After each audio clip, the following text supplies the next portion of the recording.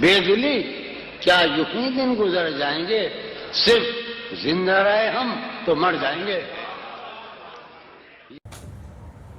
दफ्तर और रोजमर्रा की कहानी में कुछ यूं ही दिन गुजर रहे थे कि और भाई कैसे हो, बस भाई कट रही है।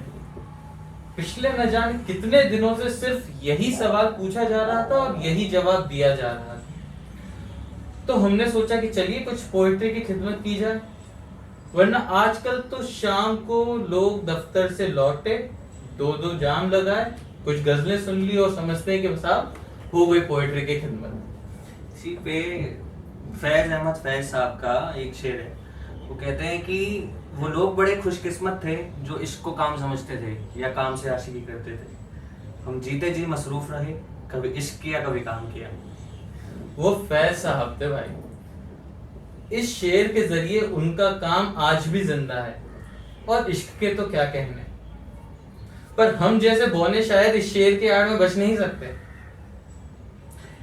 इसी सिलसिले में एक और शेर मेरे को याद आ रहा है। वो अपने इब्ने इंशा साहब ने कहा है कि दफ्तर से उठे, कैफे में गए, कुछ शेर कहे कुछ कॉफी पी, पूछो ना माश का इंशा जी, माश मतलब रोजगार, पूछो ना माश का इंशा जी, यूं अपना गुजारा होता है।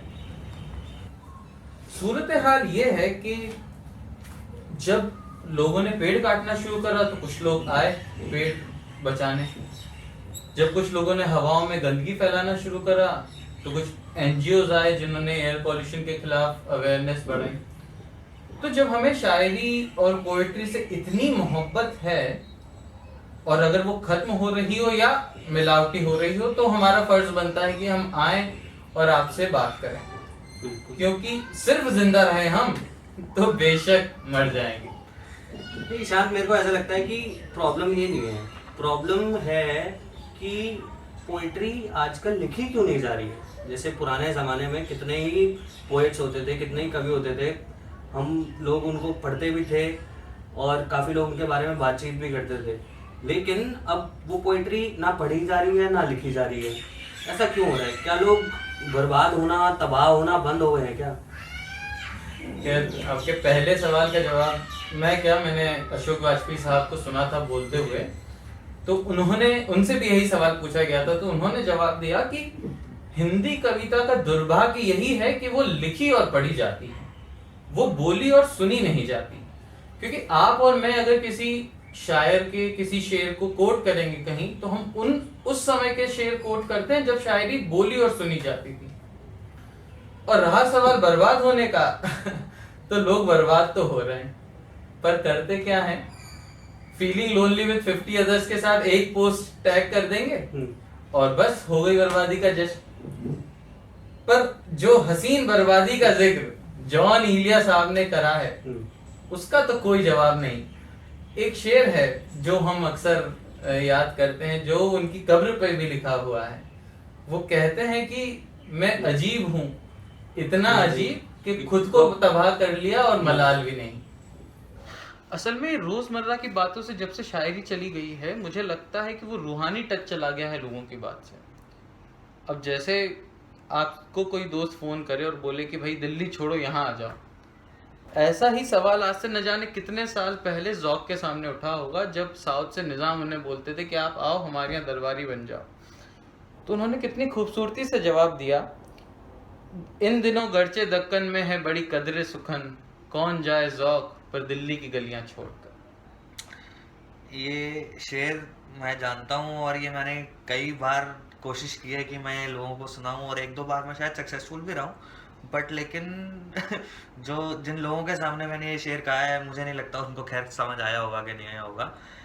तो बात यह है कि मतलब ये जो जिंदा रहने की बात हुई है, तो ये जिंदा रहने की क्या सिर्फ हम दोनों को ही पड़ी है? मतलब बाकी कहाँ है जो पोइट्री और शायरी का झंडा लेके घूमते हैं? वो लोग ये ऐसी कोशिशें क्यों नहीं कर रहे हैं? मतलब हम तो काम से इतने ज़्यादा जुड़े हुए हैं और बहुत ही ज़्यादा व्यस्त रहते हैं, उसके बाद भी हम ये कोशिश कर रहे हैं और हम तो बिल्कुल ही नौसीखे हैं।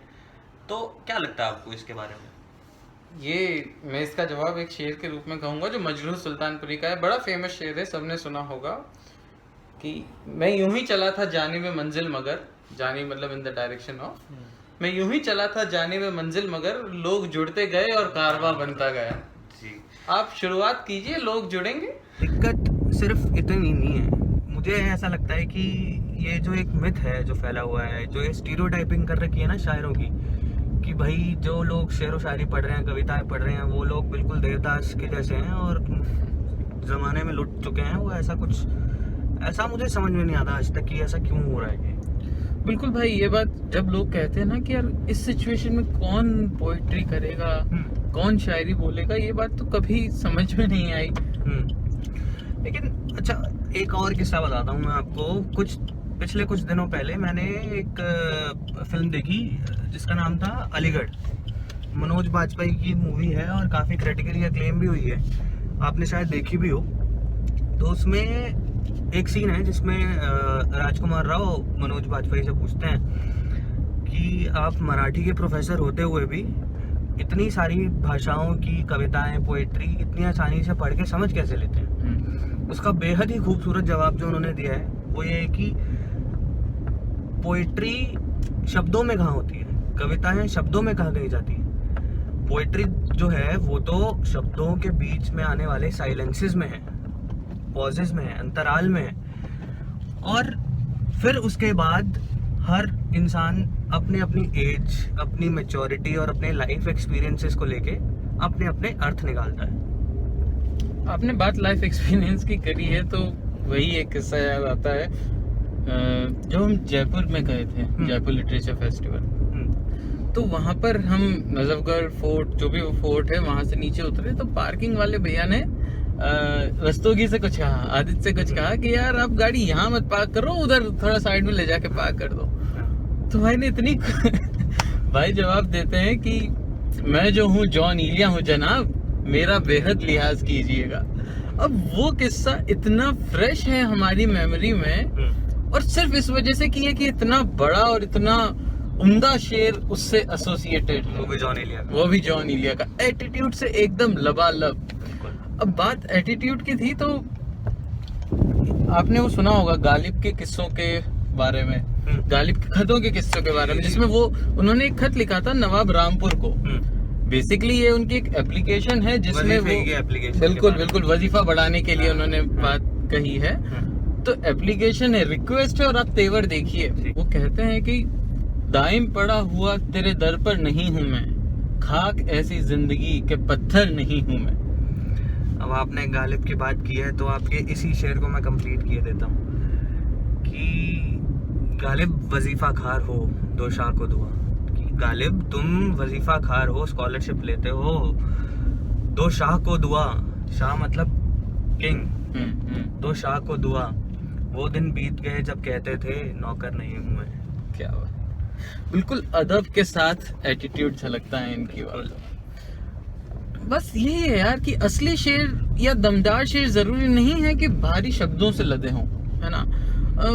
वो एक स्पार्क होती है उन शेरों में, उन शायरियों में, उन कविताओं में, जो आपको सोचने पे मजबूर कर देती है कि यार इतनी सिंपल बात इतनी खूबसूरती से, यार मैंने भी तो यही नोटिस किया था, फिर मैंने ऐसा क्यों नहीं सोचा। इसी बारे में जब भी मैं सोचता हूँ तो मुझे पीयूष मिश्रा साहब का एक शेर याद आता है जिसमें वो कहते हैं कि सुकून मिलता है दो लफ्ज कागज पर लिखकर, चीख भी लेता हूँ और आवाज भी नहीं होती। पीयूष मिश्रा साहब, मुझे ऐसा लगता है कि जॉन इलिया के बाद हमारे कंटेम्प्रेरी और हिंदुस्तान के सबसे बड़े पोइट्स और आर्टिस्ट्स में से इस टाइम पे एक हैं।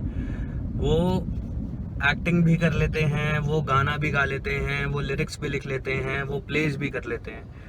तो आपने पीयूष मिश्रा की बात अभी की है तो आपको याद है मैंने आपको एक कविता सुनाई थी, उनकी कविता दिखाई थी बल्कि कहा जाए यूट्यूब पे, जिसमें वो अपनी मेरी सारी प्रेमिकाओं के नाम, अपनी प्रेमिकाओं के नाम उन्होंने कविता लिखी है। हाँ, अभी हम वो कविता के बारे में बात करेंगे। और मेरा जब मैंने वो सुना था ना, पहला तो ये कि वो मुझे इतनी ज्यादा पसंद आई थी कि मैंने उसको एज अ ट्रेजर ट्रीट करता था। मतलब मैं, आपने मुझे भेजा बट मैंने लोगों को नहीं भेजा, मैंने कहा इतनी खूबसूरत चीज ये मेरे पास रहनी चाहिए।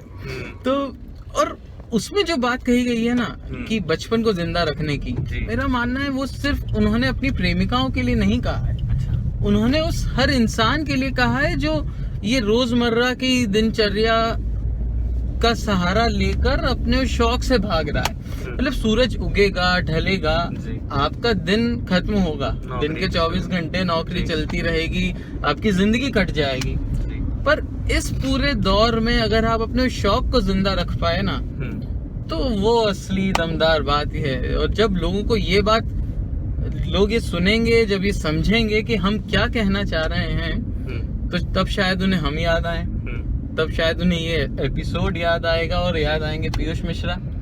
और पीयूष मिश्रा की ये कुछ पंक्तियां कि फिर आएगा याद तुम्हें कि कभी किसी ने बोला था कि यौवन इतना सत्य नहीं, वो एक बार ही आता है, पर ये बचपन ही है जो सृष्टि के आदि अंत तक जाता है, और इसको अगर जिंदा रख पाए तुम इस बड़े काल के अंतर में, तो प्रेम निवेदन सारे पूरे हो जाएंगे पल भर में।